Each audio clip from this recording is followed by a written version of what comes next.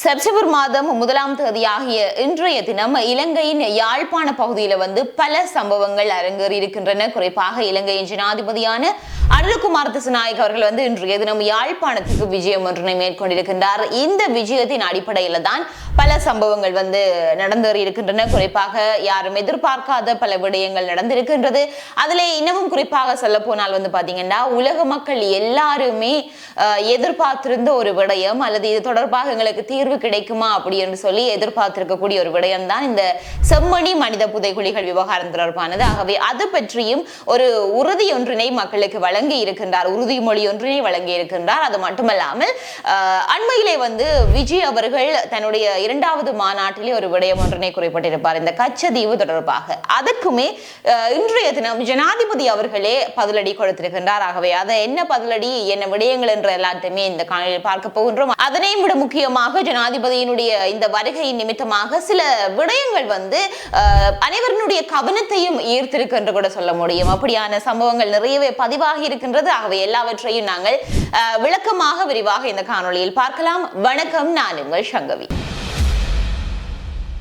வீடியோவை பார்த்து கொண்டிருக்கிற நீங்க யாராவது என்னுடைய சேனலை சப்ஸ்கிரைப் பண்ணாம பார்த்து கொண்டிருந்தீங்கன்னா சப்ஸ்கிரைப் பண்ணிட்டு பாருங்க. அப்படியே பக்கத்தில் இருக்கிற பெல் பட்டனையும் கிளிக் செய்து வைத்துக் கொள்ளுங்கள். அப்பதான் நான் போடுற வீடியோஸ் எல்லாமே உங்களுக்கு நோட்டிபிகேஷன்ஸா வரும். இந்த ஒரு விடயம் தொடர்பான விரிவான தகவல் என்று சொல்லி நாங்கள் பார்த்தோமாக இருந்தால் இன்றைய தினம் ஜனாதிபதி அனுரகுமார திசாநாயக்க அவர்கள் இலங்கையின் யாழ்ப்பாணத்துக்கு வருகை தந்திருக்கின்றார். அதே சமயம் குறிப்பாக இந்த ஜனாதிபதியாக அவர் பதவியேற்று 1 வருட காலம் பூர்த்தி ஆகிறதை முன்னிட்டு தான் ஒரு சில விடயங்கள் தொடங்கப்பட இருக்கிறதாகவும் அந்த தொடங்கப்பட இருக்கக்கூடிய அந்த அபிவிருத்தி திட்டங்களுக்கு திட்டங்களினுடைய ஆரம்ப நிகழ்வுகள்ல பங்கேற்கிறதுக்காக தான் அவர் யாழ்ப்பாணத்துக்கு வருகை தந்திருந்தார்.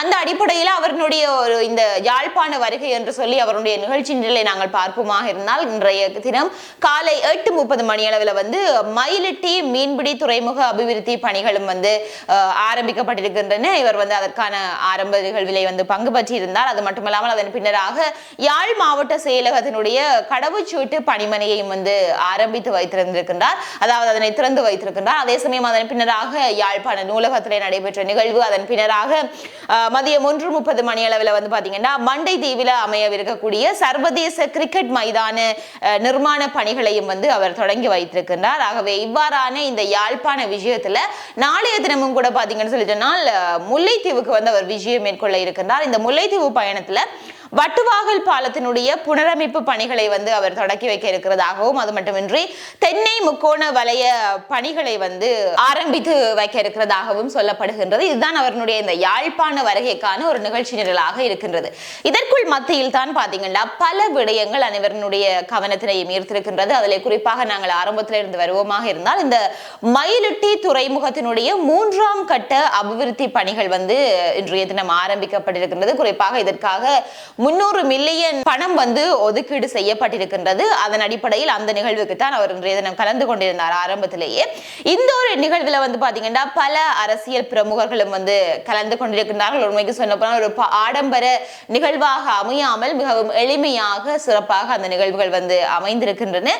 அதே சமயம் இந்த ஆரம்ப நிகழ்விலே அவர் பங்கு பெற்றியதன் பின்னராக மக்களுக்கு உரையாற்றிய அந்த சமயத்துல தான் முக்கியமான சில விடயங்களை பற்றி அவர் குறைப்பட்டிருக்கின்றார். உங்களுக்கு தெரியும், தற்பொழுது உலக மக்கள் அனைவரிடையுமே பெரிய ஒரு பேசு பொருளாக மாறி இருக்கக்கூடிய விடயம் என்றது இந்த செம்மணி மனித புதைகுழிகள் விவகாரம். அண்மையிலே ஐநாவினுடைய மனித உரிமைகள் ஆணையாளரும் கூட இலங்கைக்கு வருகை தந்த நேரத்திலே அவருமே அந்த இடத்துக்கு சென்று இருந்தார். ஆகவே இது ஒரு பெரிய ஒரு பேசு பொருளாக மாறி இருந்தது. அதன் பின்னராக தற்பொழுதுமே ஒவ்வொரு முறையுமாக அந்த மனித எலும்புக்கூட்டு எச்சங்கள் என்றது கண்டுபிடிக்கப்பட்ட வண்ணமாகவே இருக்கின்றன. கிட்டத்தட்ட 200 அண்மைத்துக் கொண்டிருக்கின்ற கூட சொல்ல முடியும் தற்பொழுது வரைக்கும் அகழ்ந்தெடுக்கப்பட்ட எலும்புக்கூடுகளை பொறுத்த வரைக்கும்.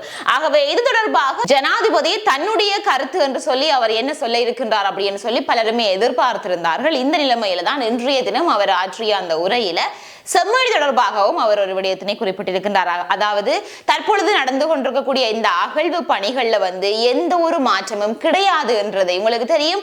அரசாங்க நிதி ஒதுக்கீட்டுல அந்த அகழ்வு பணிகள் நடந்தேறி கொண்டிருக்கின்றது. ஒவ்வொரு முறையுமே அகழ்வு பணிகள்ல பல எலும்புக்கூடுகள் வந்து புதிதாக அடையாளம் காணப்பட்ட விதமாக இருக்கின்றன. ஆகவே மீண்டும் மீண்டுமாக அரசாங்கம் அதற்கு ஆதரவாக இருக்கின்றது என்ன அப்படின்னா அந்த அகழ்வு பணிகளை மேற்கொள்வதற்கு. ஆகவே இந்த அகழ்வு பணிகள் வந்து எப்பயுமே மாற்றம் அடையாது, இந்த அகழ்வு பணிகள் தொடர்ந்து நடைபெறும். அதே சமயம் இந்த செம்மணி மனித புதைகுழிகள்ல இருந்து மீட்கப்படக்கூடிய இந்த மனித எச்சங்கள் தொடர்பாக நீதியான விசாரணை முன்னெடுக்கப்படும் அப்படி என்று சொல்லி தான் உறுதி அளிக்கிறதாக இன்றைய தினம் அந்த உரையிலே குறிப்பிட்டிருக்கிறார். அந்த அடிப்படையில் உண்மைக்குமே முன்னாள் ஜனாதிபதியான ரணில் விக்ரமசிங்க அவர்களுடைய கைதினை தொடர்ந்து தற்பொழுது வந்து கோட்டபாய ராஜபக்ஷ சிஐடிக்கு அழைக்கப்பட்டிருக்கின்றார். விசாரணைக்காக சஜித் மீதும் ஒரு குற்றச்சாட்டு ஒன்று முன்வைக்கப்பட்டிருக்கின்றது. அதே சமயம் மைத்ரிபால சிறிசேன மீது ஒரு குற்றச்சாட்டு முன்வைக்கப்பட்டிருக்கின்றது.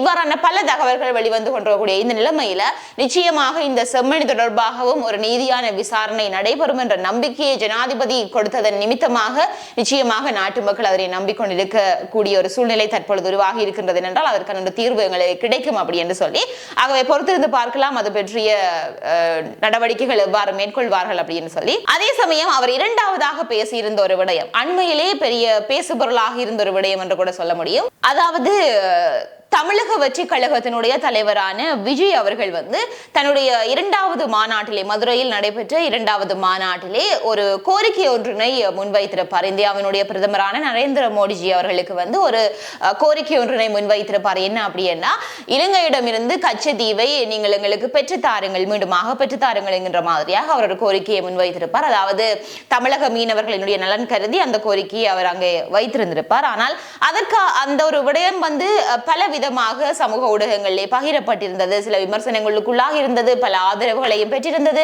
இந்த ஒரு நிலைமையில தான் வந்து பாத்தீங்கன்னு சொல்லி சொன்னால் அரசாங்க தரப்புகளில் இருந்து ஏற்கனவே விஜித ஹேரத் உள்ளிட்டோர் வந்து அப்படி நடக்காது, நாங்கள் கச்சதீவை வந்து மீண்டுமாக கொடுக்க மாட்டோம் என்று சொல்லி பதிலடி வழங்கியிருந்தாலும் கூட தற்பொழுது ஜனாதிபதி இந்த உரையின் பொழுது இந்த ஒரு விடயத்தினை மேற்கோள் காட்டி தன்னுடைய கருத்தினை வந்து சொல்லியிருக்கின்றார். அதாவது இந்த கச்சதீவை மக்களுக்காக பாதுகாக்கும் பொறுப்பை நிறைவேற்றுவேன் அப்படின்னு சொல்லியும் எந்த செல்வாக்கிற்கும் தான் அடிபணிய மாட்டேன் அப்படின்னு சொல்லியும் அவர் சொல்லியிருக்கிறார். ஆகவே இந்த அடிப்படையில் இனி அடுத்த வருடம் என்கின்றது, அதாவது 2026ஆம் ஆண்டு தேர்தலின் பின்னராக இந்தியாவினுடைய தேர்தலின் பின்னராக டிவிகேயினுடைய தலைவரான விஜய் அவர்கள் வெற்றி பெறுவார்களாக இருந்தால் இந்த கச்சதீவு என்கின்ற இந்த ஒரு விடயம் தொடர்பாக ஒரு பாரிய முரண்பாடுகள் நடைபெறுவதற்கான வாய்ப்புகள் இருக்கின்றது. ஆகவே பொறுத்திருந்து பார்க்கலாம். அதே சமயம் இன்றைய தினம் மாலை வேளையில கச்சதீவுக்கும் கூட ஜனாதிபதி விஜயத்தினை மேற்கொள்வார் அப்படின்னு சொல்லி சொல்லப்படுகிறது. ஆகவே இந்த ஒரு விடயம் தொடர்பாக இந்த கச்சதீவு இலங்கையிடையும் இருக்குமா அல்லது மீண்டுமாக இந்தியாவுக்கு போய்விடுமா என்கின்ற உங்களினுடைய கருத்து என்னவாக இருக்கின்றது, உங்களுடைய நிலைப்பாடு என்னவாக இருக்கின்றது என்றதை வந்து கருத்து பரவலை பகிர்ந்து கொள்ளுங்கள். அதே சமயம் இந்த ஜனாதிபதியினுடைய வருகையில பலருடைய கவனத்தை ஈர்த்து முக்கியமான ஒரு விடயத்தை தான் உங்களுடன் பகிர்ந்து கொள்ள இருக்கின்றேன். அதாவது இன்றைய தினம் இந்த குடிவரவு குடியகழ்வு திணைக்கள பிராந்திய அலுவலகத்துக்கான திரை நீக்க பலகை, இந்த ஒரு பலகை தான் இன்றைக்கு பலருடைய கவனத்தையும் ஈர்த்திருக்கின்றது. காரணம் என்ன அப்படின்னா வழமையாக இவ்வாறான அரச அலுவலகங்கள் வந்து திறந்து வைக்கப்படுகின்ற பொழுது அல்லது அரசாங்கம் சம்பந்தமாக ஏதாவது ஒரு விடயங்கள் ஆரம்பித்து வைக்கப்படுகின்ற பொழுது உங்களுக்கு தெரியும் இலங்கையிலே தமிழ் சிங்களம் ஆங்கிலம் என்று சொல்லி மொழி பேசக்கூடியவர்கள் இருந்தாலும் கூட முதன்மை வந்து வழங்கப்படுவது என்பது வந்து சிங்கள மொழிக்கு, அதன் பின்னராகத்தான் தமிழ் மொழி, அதன் பின்னர் ஆங்கிலம் அல்லது சிங்களம் ஆங்கிலம் தமிழ். ஆகவே இப்படியாக அமையக்கூடிய இந்த சூழ்நிலைகள்ல தற்பொழுது இந்த ஒரு பெயர் பலகை என்றது வந்து தமிழ் மொழிக்கு முக்கியத்துவம் கொடுத்ததாக அமைய பெற்றிருக்கின்றது. அந்த வகையிலே அந்த பெயர் பலகை தமிழ் மொழி ஆரம்பத்தில் இருந்திருந்தாலும் கூட அந்த தமிழ் மொழியில் இருக்கக்கூடிய ஒரு சிறிய வசனங்களும் கூட பலருடைய கவனத்தை ஈர்த்திருக்கின்றது. காரணம் அதுல சொல்லப்பட்டிருக்கக்கூடிய விடயம் என்றது இலங்கை சனநாயக சோசலிச குடியரசின் பொதுமக்களது நிதியை பயன்படுத்தி, இதைத்தான் நீங்கள் கவனிக்க வேண்டும், பொதுமக்களது நிதியை பயன்படுத்தி நிர்மாணிக்கப்பட்ட குடிவரவு குடியகழ்வு திணைக்களத்தின் யாழ்ப்பாண பிராந்திய அலுவலகம் 2025ஆம் ஆண்டு செப்டம்பர் மாதம் 1ஆம் தேதி அன்று மாண்புமிகு, இது அடுத்ததாக நீங்கள் கவனிக்க வேண்டிய விடயம், மாண்புமிகு சனாதிபதி அவர்களினால் திறந்து வைக்கப்பட்டது என்கின்ற இந்த ஒரு வசனங்கள் தான் அந்த பெயர் பலகையிலே அமையப்பட்டிருக்கின்றது. ஆகவே முதலாவதாக தமிழ் மொழிக்கு முதலிடம் என்றது ஒரு பெரிய ஒரு சிறப்பாக அமைந்தால் அதன் பின்னராக அதிலே பொதுமக்களினுடைய பணம், பொதுமக்களினுடைய நிதியை பயன்படுத்தி என்கின்ற அடுத்த ஒரு விடயம் வந்து அனைவருடைய பாராட்டுகளையுமே பெற்றிருக்கின்றது. அது மட்டுமல்லாமல் கீழே இந்த ஜனாதிபதி அப்படி என்று சொல்லி அவருடைய பெயர் விவரங்கள் இல்லாமல் மாண்புமிகு ஜனாதிபதி அப்படி என்று சொல்லி குறிப்பிடப்பட்டிருக்கக்கூடிய அந்த ஒரு விடயமும் பலருடைய பாராட்டினையும் பெற்றிருக்கின்றது. ஆகவே உண்மைக்குமே இந்த விடயத்தினால ஜனாதிபதிக்கு இன்றைய தினம் பலத்த ஒரு வரவேற்பு அல்லது பாராட்டு பாராட்டுகள் வந்து அவருக்கு கிடைத்த வண்ணமாகவே இருக்கின்றன என்று சொல்ல முடியும். ஏனென்றால் இந்த பொதுமக்களினுடைய நிதி என்றது இந்த நாட்டு மக்களுக்கு கொடுக்கக்கூடிய ஒரு அங்கீகாரமாக இருக்கின்றது. ஏனென்றால் இன்றைய நடைமுறைகளை பொறுத்த வரைக்கும் அரசு உத்தியோகத்தர்களுக்கு கொடுக்கப்படக்கூடிய சம்பளங்கள் அல்லது ஏனைய அபிவிருத்தி பணிகளுக்காக பயன்படுத்தக்கூடிய நிதிகள் என்று சொல்லி எல்லாருமே கூடுதலாக பொதுமக்களினுடைய நிதி பங்களிப்புடன் நடக்கக்கூடிய ஒரு விடயம் தான். அவர்களினுடைய வரிகளில் இருந்து எடுக்கப்படக்கூடிய பணமாக இருக்கின்றது. ஆகவே அதற்கான அங்கீகாரத்தை அவர்கள் இவ்வாறு காட்டியிருக்கிறது என்றது வந்து உண்மைக்குமே பாராட்டத்தக்க ஒரு விடயம். ஆகவே இந்த இடத்துல நானுமே அந்த ஒரு விடயத்தினை பாராட்டிக் கொள்கின்றேன். அதே சமயம் மண்டை தீவிலே தற்பொழுது ஆரம்பித்து வைக்கப்பட்ட அந்த ஒரு நிகழ்வும் கூட, அதாவது யாழ்ப்பாண சர்வதேச கிரிக்கெட் அரங்கத்துக்கான அடிக்கல் நாட்டு விழாவிலையும் கூட அங்கு பெயர் பலகைகள் வந்து அமைக்கப்பட்டிருந்த அந்த ஒரு இடத்துல அதிலேயுமே அவர் வந்து ஜனாதிபதியினுடைய பெயர் குறிப்பிடப்படாமல் வெறுமனே எல்லாருக்கும், அதாவது இயற்கையாக திறமைகளை கொண்ட ஒவ்வொரு இலங்கை கிரிக்கெட் வீர வீராங்கனைகளுக்கும் தேசிய அணியை பிரதிநிதித்துவப்படுத்துவதற்கான சம வாய்ப்புகளை வழங்கும் எண்ணக்கருவின் அடிப்படையில் இலங்கை கிரிக்கெட் தேசிய அபிவிருத்தி பாதை திட்டத்தின் கீழ் அமைக்க திட்டமிடப்பட்டுள்ள யாழ்ப்பாண சர்வதேச கிரிக்கெட் அரங்கம் அப்படி என்று சொல்லி அந்த பலகையிலே வந்து அந்த விவரங்கள் வந்து பொறிக்கப்பட்டிருக்கின்றன. உண்மைக்குமே இந்த ஒரு விடயத்தின் ஊடாக இந்த இன மொழி பேதம் இல்லாமல் அனைவருக்கும் வாய்ப்பு கிடைக்கும் அப்படி என்று சொல்லி சொல்லப்படுகின்றது. ஆகவே பொறுத்திருந்து பார்க்கலாம் இந்த திட்டங்கள் எல்லாமே எந்த வகையாக செல்ல போகின்றது அப்படின்னு சொல்லி, எந்த மாதிரியான மாற்றங்களை கொண்டு வர போகின்றன அப்படின்னு சொல்லி. ஆகவே தொடர்பான உங்களுடைய கருத்துக்கள் எதுவாக இருப்பினும் நீங்கள் கருத்து பரவலை பகிர்ந்து கொள்ளுங்கள். இந்த காணொலி உங்களுக்கு பயனுள்ளதாக அமைந்திருப்பேன். லைக் பண்ணுங்க. அது மட்டுமல்லாமல் இந்த காணொலியை ஏனையவர்களுக்கும் பகிர்ந்து கொள்ளுங்கள். இதே மாதிரியாக மற்றொரு காணொலியில நான் உங்களை சந்திக்கிறேன்.